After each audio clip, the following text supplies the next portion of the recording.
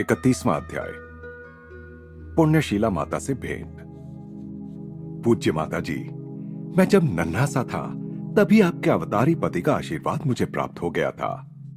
मेरे माता पिता और मेरे गुरु श्री युक्तेश्वर जी के भी गुरु थे।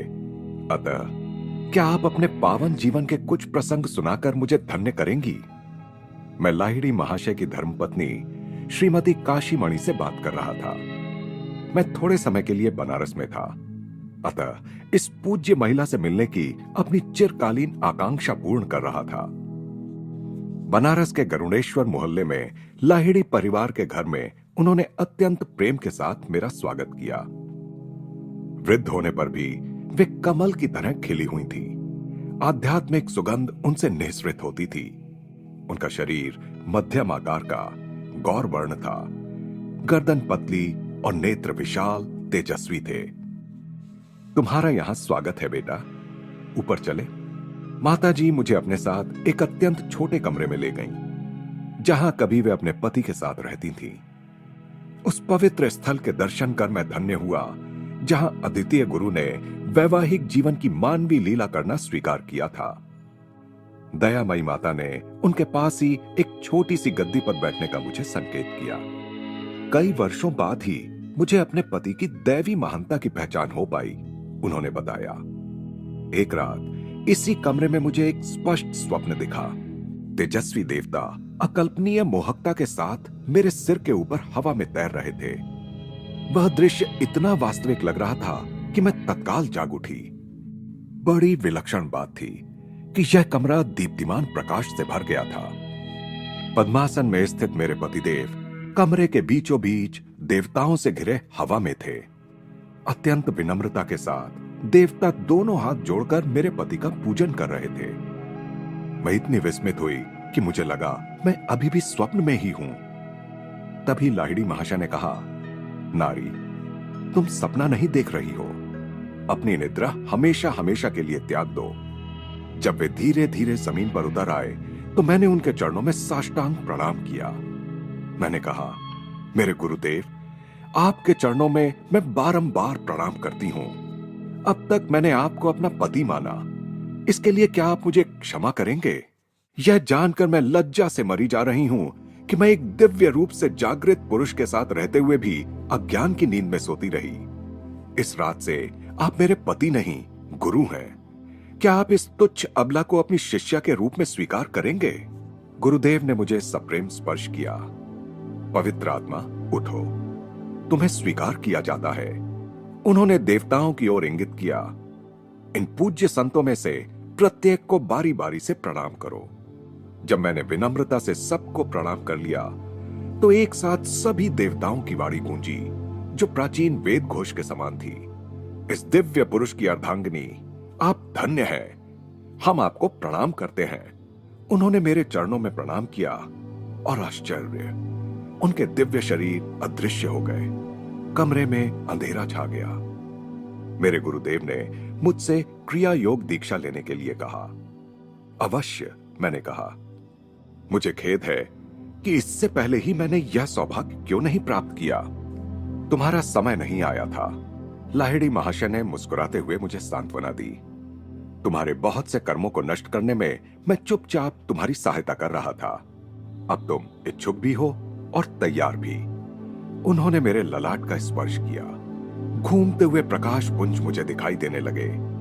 धीरे धीरे वह सारा प्रकाश जगमगाते नीले रंग के आध्यात्मिक नेत्र में परिवर्तित हो गया, जिसके चारों ओर सुनहरा गोल था और बीच में एक सफेद पंचकोणीय तारा। अपनी चेतना को उस तारे में से अनंत के साम्राज्य में ले जाओ। मेरे गुरु के स्वर में एक नवीनता थी, जो दूर से सुनाई दे रहे संगीत के समान कोमल लग रही थी। एक के बाद एक दृश्य समुद्र की फेनिल लहरों के समान मेरी आत्मा के तट से आकर टकराने लगे। अंततः चारों ओर दिखते उन दृश्यों के मंडल परमानंद के सागर में विलीन हो गए। नित्य हिलोरे मारती उन आनंद लहरों में मैं खो गई। कई घंटों बाद जब मैं इस जगत की चेतना में लौट आई तो गुरुदेव ने मुझे क्रिया योग की प्रविधि बताई। उस रात के बाद लाहिड़ी महाशय फिर कभी मेरे कमरे में नहीं सोए। वे उसके बाद कभी सोए ही नहीं। दिन रात नीचे सामने के कमरे में अपने शिष्यों के साथ ही रहते थे।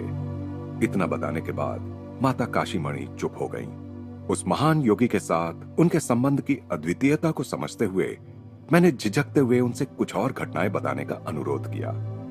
तुम बहुत लोभी हो बेटा, फिर भी तुम्हें एक और कहानी अवश्य बताऊंगी। वे संकोच से मुस्कुराईं।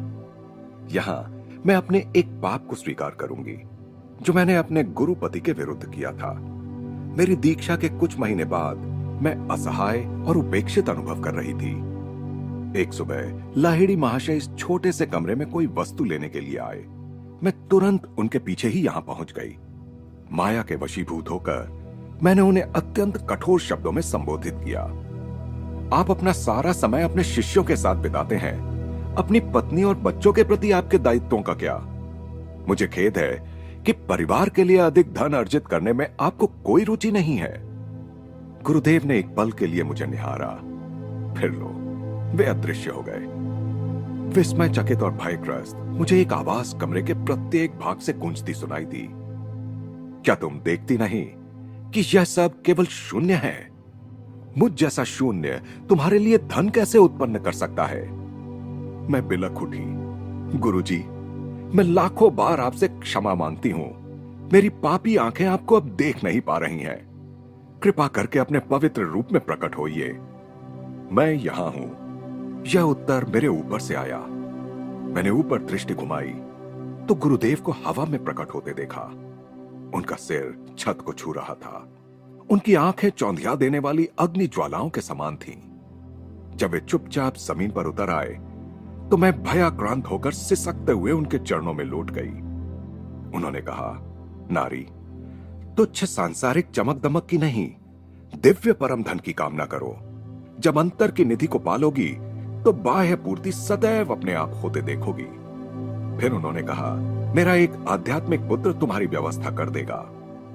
मेरे गुरु के शब्द सत्य तो सिद्ध होने ही थे। एक शिष्य हमारे परिवार के लिए काफी धन दे गया। मुझे अपने अद्भुत अनुभव बताने के लिए मैंने माता काशीमणि का धन्यवाद किया। दूसरे दिन मैं फिर उनके घर गया और कई घंटों तक तिनकौड़ी तथा दुकौड़ी लाहिड़ी के साथ ज्ञान चर्चा का आनंद लेता रहा। भारत के महान योगी के ये दो संतवत बेटे अपने पिता के आदर्श पद चिन्हों पर चल रहे थे। दोनों ही गौरवर्ण, लंबे कद के, मजबूत कद काठी के थे और घनी दाढ़ी रखते थे। दोनों की आवाजें सौम्य थीं। आचार व्यवहार की दोनों की शैली पुराने जमाने की थी। लाहिड़ी महाशय की पत्नी ही उनकी एकमात्र शिष्या नहीं थी। सैकड़ों अन्य महिलाएं भी उनकी शिष्याएं थीं, जिनमें से एक मेरी मां भी थी। एक बार एक शिष्या ने लाहिड़ी महाशय से उनकी एक फोटो मांगी। उन्होंने उसे एक फोटो देते हुए कहा, तुम इसे यदि अपना रक्षा कवच मानोगी तो यह रक्षा कवच ही सिद्ध होगा, नहीं तो यह एक चित्र मात्र ही रहेगा। कुछ दिन बाद वही शिष्या लाहिड़ी महाशय की बहू के साथ एक टेबल के पास बैठकर भगवत गीता का अध्ययन कर रही थी। टेबल के पीछे लाहिड़ी महाशय की वह फोटो टंगी हुई थी। अचानक भयंकर आंधी शुरू हुई और बिजलियां कड़कड़ाने लगीं। लाहिड़ी महाशय, हमारी रक्षा कीजिए। दोनों महिलाएं फोटो के सामने नतमस्तक हो गईं। तभी टेबल पर पड़ी पुस्तक पर बिजली गिरी। उन दोनों को कोई चोट नहीं पहुंची। उस शिष्या ने बाद में बताया, मुझे ऐसा लगा मानो उस तीव्र उष्णता से बचाने के लिए मेरे चारों ओर बर्फ की परतें खड़ी कर दी गई थीं। लाहिड़ी महाशय ने अपनी एक शिष्या अभया से संबंधित दो चमत्कार किए थे। एक दिन अभया अपने पति के साथ, जो कोलकाता में वकील थे, गुरु दर्शन के लिए काशी जाने घर से चल पड़ी। अत्यंत व्यस्त यातायात के कारण उनकी घोड़ा गाड़ी को स्टेशन पहुंचने में विलंब हुआ। वे लोग जिस समय हावड़ा स्टेशन पर पहुंचे उस समय काशी जाने वाली ट्रेन छूटने के लिए सीटी दे रही थी। अभया टिकट घर के पास चुपचाप खड़ी हो गई। लाहिड़ी महाशय, मैं आपसे प्रार्थना करती हूं कि इस गाड़ी को कृपा करके रोकिए। वह मन ही मन प्रार्थना कर रही थी। आपके दर्शन के लिए और एक दिन रुकने की कसक मैं सहन नहीं कर सकती। छुक छुक करती गाड़ी के चक्के गोल गोल घूमते रहे, पर गाड़ी आगे नहीं बढ़ी। गाड़ी का ड्राइवर और यात्रीगण यह अद्भुत घटना देखने के लिए प्लेटफॉर्म पर उतर पड़े। रेलवे का एक अंग्रेज गार्ड अभया और उसके पति के पास आया। सारी मान्यताओं के विपरीत उसने अपनी सेवाएं दी। उसने कहा, बाबू, पैसा मुझे दीजिए, मैं आपके टिकट लेता हूं, तब तक आप लोग गाड़ी में चढ़िए। जैसे ही वह दंपत्ति गाड़ी में बैठ गए और उनके टिकट उनके हाथ में आ गए, ट्रेन धीरे धीरे आगे बढ़ने लगी। जल्दी जल्दी में ड्राइवर और यात्रीगण अपनी अपनी जगह की ओर दौड़ पड़े। उनमें से कोई यह समझ नहीं सका कि गाड़ी अचानक कैसे चल पड़ी, और पहली बात तो वह रुकी ही क्यों थी। काशी में लाहिड़ी महाशय के घर पहुंचने पर अभया ने चुपचाप लाहिड़ी महाशय के आगे साष्टांग प्रणिपात किया और उनके चरण स्पर्श करने लगी। तभी लाहिड़ी महाशय बोल पड़े, अपने आप को संभालो अभया, मुझे कष्ट देने में तुम्हें कितना आनंद आता है, जैसे कि तुम यहां अगली गाड़ी से आ ही नहीं सकती थी। अभया एक अन्य स्मरणीय अवसर पर लाहिड़ी महाशय के पास आई थी। इस बार उसे उनकी मध्यस्थता ट्रेन के लिए नहीं बल्कि संतान के लिए चाहिए थी। मैं आपसे प्रार्थना करती हूं कि मेरी 9वीं संतान बच जाए, उसने कहा। मुझे 8 बच्चे हुए और सभी जन्म के शीघ्र बाद ही मर गए। लाहिड़ी महाशय सहानुभूति पूर्वक मुस्कुराए। तुम्हारी होने वाली संतान बच जाएगी। मेरे निर्देशों का अत्यंत सावधानी से पालन करना। यह संतान एक बच्ची होगी और इसका जन्म रात को होगा। इस बात का ध्यान रखना कि तेल का दिया सूर्योदय तक जलता रहे, बीच में सो मत जाना, जिससे दियो को बुझने का अवसर मिल जाए। ठीक जैसा कि सर्वज्ञ गुरु ने पहले ही देख लिया था, अभया को बच्ची ही हुई और उसका जन्म रात को ही हुआ। अभया ने अपनी दाई को दिए में तेल डालते रहने के लिए कह रखा था। दोनों महिलाओं ने करीब भोर तक जागकर अनिवार्य पहरा रखा, परंतु आखिर सो गई।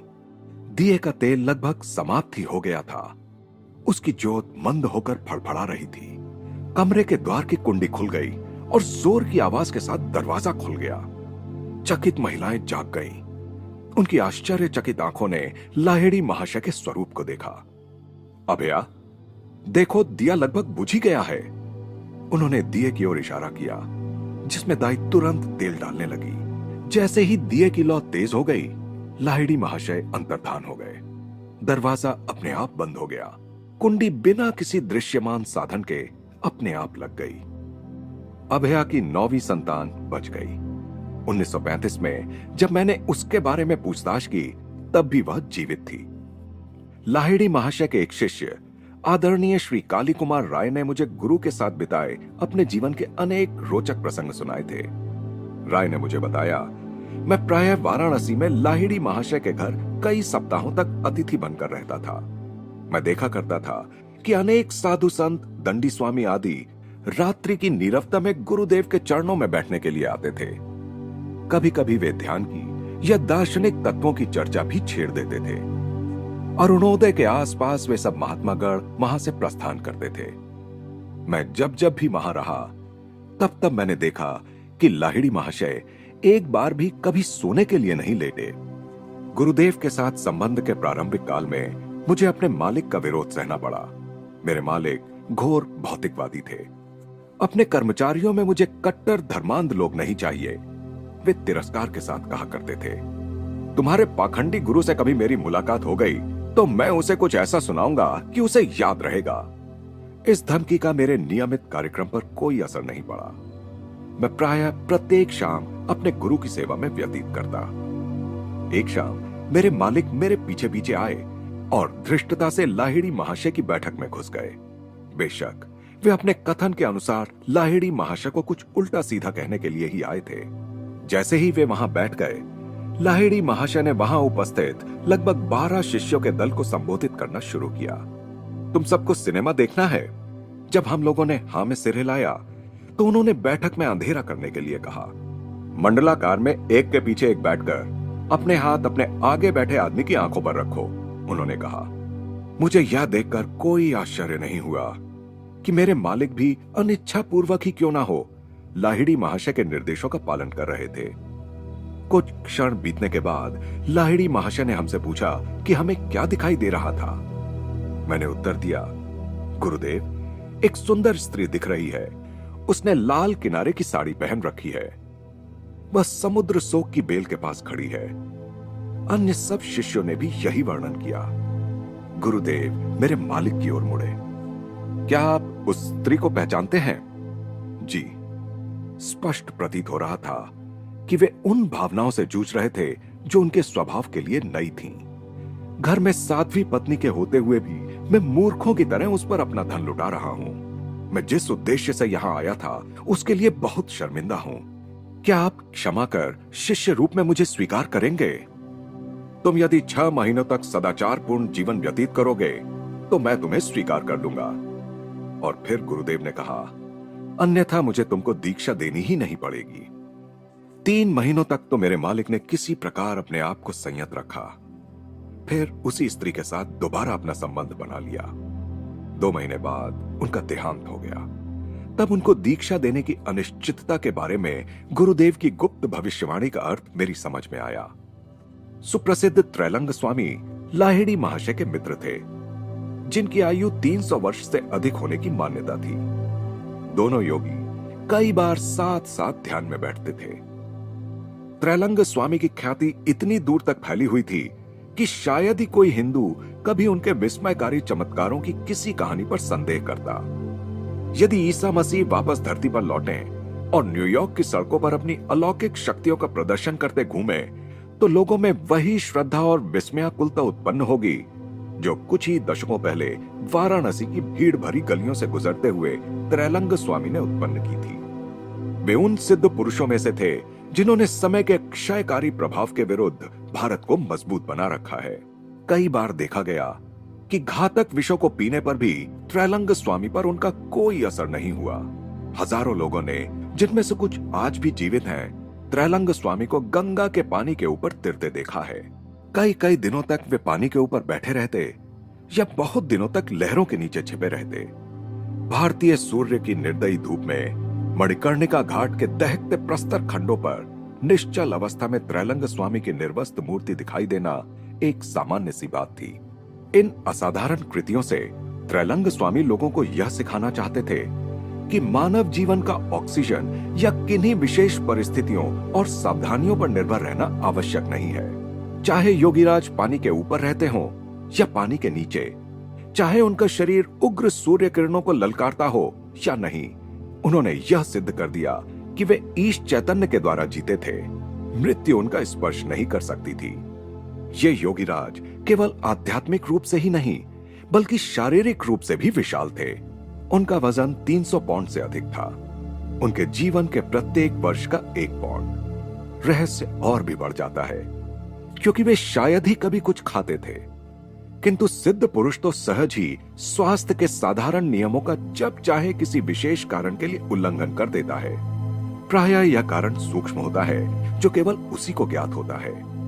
जो महान संत विश्व माया के स्वप्न से जाग जाते हैं और इस सत्य को पहचान लेते हैं कि यह विश्व तो ईश्वर के मन की केवल एक कल्पना है, वे शरीर के साथ जो चाहे कर सकते हैं, क्योंकि उन्हें यह ज्ञान हो जाता है कि शरीर ऊर्जा का केवल एक ऐसा घनीभूत या संघनित रूप है जिसमें जैसा चाहे परिवर्तन किया जा सकता है। यूं तो वैज्ञानिकों की समझ में भी यह बात अब आ गई है कि घन पदार्थ और कुछ ना होकर केवल घन रूप ऊर्जा है, परंतु सिद्ध पुरुष पदार्थ जगत के नियंत्रण के मामले में केवल सैद्धांतिक ज्ञान को पार कर व्यावहारिक प्रयोग के क्षेत्र में उतर चुके हैं। त्रैलंग स्वामी हमेशा पूर्ण निर्वस्त्र रहते थे। वाराणसी की त्रस्त पुलिस उन्हें बौखलाने वाले शरारती बच्चे के समान मानने लगी थी। प्राकृतिक अवस्था में रहना उनके लिए सहजात था। ईडन के गार्डन में रहने वाले प्रथम मानव आदम की भांति ही उन्हें भी अपनी नग्नावस्था का भान नहीं था, परंतु पुलिस को पूरा भान था और उन्होंने उन्हें पकड़कर जेल में डाल दिया। इससे पुलिस ही मुश्किल में पड़ गई। त्रैलंग स्वामी की महाकाय देह शीघ्र ही अपनी संपूर्ण नित सामान्य अवस्था में जेल की छत पर दिखाई देने लगी। उनकी कोठरी पर लगा ताला ज्यों का त्यों था। वे बाहर कैसे निकले किसी को समझ नहीं आ रहा था। हतोत्साहित पुलिस अधिकारियों ने एक बार फिर अपना कर्तव्य पूरा किया। इस बार उनकी कोठरी के सामने एक सिपाही को भी खड़ा कर दिया गया। सत्य के सामने शक्ति को फिर एक बार मात खानी पड़ी। महान योगीराज शीघ्र ही अपने निश्चिंत भाव से छत पर टहलते दिखाई दिए। न्याय देवी आंखों पर पट्टी बांधे रहती हैं। त्रैलंग स्वामी के मामले में निरुत्तर हुई पुलिस ने न्याय देवी का ही अनुसरण करने का फैसला कर लिया। त्रैलंग स्वामी हमेशा मौन रहते थे। गोल गोल चेहरा और बड़े पीपे की तरह विशाल पेट होते हुए भी वे कभी कभी ही खाते थे। कई सप्ताहों तक निराहार रहने के बाद वे हांडियां भर भर कर भक्तों द्वारा अर्पित किया गया दही खाकर अपना उपवास तोड़ते। एक बार एक नास्तिक ने त्रैलंग स्वामी को पाखंडी सिद्ध करने का निश्चय किया। उसने दीवारों की सफेदी के लिए इस्तेमाल किया जाने वाला चूना खोलकर एक बाल्टी भर उनके सामने रख दिया। फिर उसने बड़ी श्रद्धा का ढोंग करते हुए कहा, महात्मन, मैं आपके लिए कुछ दही लाया हूं, कृपया इसे स्वीकार करें। त्रैलंग स्वामी ने बिना किसी हिचक के उस जलते हुए चूने के कई लीटर की आखिरी बूंद तक पी ली। कुछ ही मिनटों में वह कुकर्मी पीड़ा से छटपटाते हुए भूमि पर लौटने लगा। बचाइए स्वामी जी, बचाइए! वह चीखने लगा, मेरा शरीर जल रहा है, मेरी कुटिल परीक्षा के लिए क्षमा कर दीजिए। महान योगीराज ने अपना मौन भंग किया और कहा, शैतान, तुमने जब यह विष मुझे पीने के लिए दिया तब तुम्हारी समझ में यह नहीं आया कि मेरा जीवन तुम्हारे जीवन के साथ एक है। यदि मुझे यह ज्ञान नहीं होता कि मेरे पेट में ईश्वर उसी तरह विद्यमान है जिस तरह वह ब्रह्मांड के हर अणु परमाणु में है, तब तो चूने के घोल ने मुझे मार ही डाला होता। अब तो कर्म का दैवी अर्थ तुम्हारी समझ में आ गया है, इसलिए फिर कभी किसी के साथ चाल चलने की कोशिश मत करना। त्रैलंग स्वामी के इन शब्दों के साथ ही वह पापी कष्ट मुक्त हो गया और चुपचाप वहां से चला गया। त्रैलंग स्वामी के बजाय उस आदमी पर पीड़ा का उलटना योगीराज की अपनी इच्छा के कारण नहीं हुआ था, बल्कि सृष्टि के दूर से दूर स्थित पिंडों के भी आधारभूत विधि के नियम के कार्यान्वित होने से हुआ था। त्रैलंग स्वामी जैसे आत्मदर्शी पुरुषों के मामले में यह नियम तत्क्षण कार्यान्वित हो जाता है, क्योंकि उन्होंने उसके कार्यान्वयन में बाधक अहंकार के एक दूसरे को काटने वाले प्रवाहों को पहले ही हमेशा के लिए नष्ट कर दिया होता है। ईश्वरीय न्याय की स्वयं चालित व्यवस्था, जो प्रायः अनपेक्षित प्रकार से प्रकट होती है, जैसा त्रैलंग स्वामी और उनका हत्यारा बनने जा रहे आदमी के मामले में हुआ, में विश्वास मानवीय अन्याय के प्रति हमारे उतावले क्रोध को शांत करता है। प्रतिशोध लेना मेरा काम है, प्रभु कहते हैं, मैं ही प्रतिशोध लूंगा। मानव के क्षुद्र साधनों की आवश्यकता ही क्या है? प्रतिशोध के लिए ब्रह्मांड स्वयं ही अपने आप व्यवस्था करता है। नासमझ लोग ईश्वरीय न्याय, प्रेम, सर्वज्ञता, अमृत आदि के होने की संभावनाओं पर विश्वास नहीं करते। शास्त्रों के ख्याली पुलाव, इस प्रकार के नासमझ दृष्टिकोण वाले लोगों को ब्रह्मांड के विराट प्रपंच के प्रति कोई आदर श्रद्धा नहीं रहती और अपने जीवन में वे ऐसी असंगत घटनाओं का चक्र शुरू कर देते हैं कि वही चक्र आखिर उन्हें विवेक और ज्ञान को ढूंढने पर विवश कर देता है। ईसा मसीह ने यरूशलेम में अपने विजय प्रवेश के अवसर पर ईश्वरीय विधान की सर्वशक्तिमत्ता के बारे में ही कहा था। जब उनके शिष्य और जन समुदाय हर्ष ध्वनि कर रहे थे और नारे लगा रहे थे, तो उन्होंने कहा, स्वर्ग में शांति और ईश्वर की महिमा हो। तो कुछ रूढ़िवादी फरीसियों ने इसे अशोभनीय दृश्य कहकर ईसा के पास जाकर इसका विरोध किया। उन्होंने कहा, जीसस, अपने शिष्यों को डांटिए। परंतु ईसा ने कहा कि यदि उनके शिष्यों को चुप कर भी दिया गया तो पत्थर तुरंत नारे लगाने लगेंगे। फरीसियों को लगाई हुई इस फटकार में ईसा मसीह यह स्पष्ट कर रहे थे कि ईश्वरीय न्याय केवल प्रतीकात्मक अमूर्तता नहीं है जो कभी प्रकट नहीं हो सकती, और शांत रहने वाले मनुष्य की जीभ जड़ से उखाड़ दी जाए तब भी उसे स्वयं विधि के विधान से, जो सृष्टि का आधार है, वाणी एवं सुरक्षा प्राप्त हो जाएगी। ईसा मसीह कह रहे थे, जरा सोचो, तुम शांति प्रिय लोगों को चुप कराना चाहते हो? यह तो स्वयं उस ईश्वर की आवाज को दबा देने की आशा करने के समान है जिसके पत्थर भी उसकी महिमा और उसकी सर्वव्यापकता का गुणगान करते हैं। क्या तुम लोग यह मांग करोगे कि मनुष्य मिलकर स्वर्ग की शांति के आदर में उत्सव न मनाएं? क्या तुम लोग उन्हें केवल पृथ्वी पर युद्ध के समय ही एकत्रित होकर अपनी एकता व्यक्त करने का उपदेश दोगे? यदि ऐसा है तो हे फरीसियों, विश्व के आधार को उखाड़ फेंकने की अपनी तैयारी कर लो, क्योंकि सदाचारी मनुष्य ही नहीं बल्कि पत्थर या पृथ्वी और जल और अग्नि और वायु भी सृष्टि में दिव्य सामंजस्य का प्रमाण देने के लिए तुम्हारे विरुद्ध उठ खड़े होंगे। अवतारी पुरुष त्रैलंग स्वामी की एक बार मेरे एक मामा पर भी कृपा हुई थी। एक दिन प्रातःकाल मामा ने त्रैलंग स्वामी को बनारस के एक घाट पर भक्तों की भीड़ के बीच बैठे देखा। मामा किसी प्रकार भीड़ में से रास्ता बनाकर त्रैलंग स्वामी के पास पहुंच गए और उन्होंने भक्ति भाव से उनका चरण स्पर्श कर लिया। यह देखकर मामा आश्चर्यचकित रह गए कि वे उसी क्षण अपने एक व्यथाजनक जीर्ण रोग से मुक्त हो गए। त्रैलंग स्वामी के ज्ञात शिष्यों में से केवल एक महिला शंकरी माई ज्यू जीवित है। त्रैलंग स्वामी के एक शिष्य की पुत्री होने के कारण शंकरी माई को बचपन से ही स्वामी जी की शिक्षा दीक्षा प्राप्त हुई।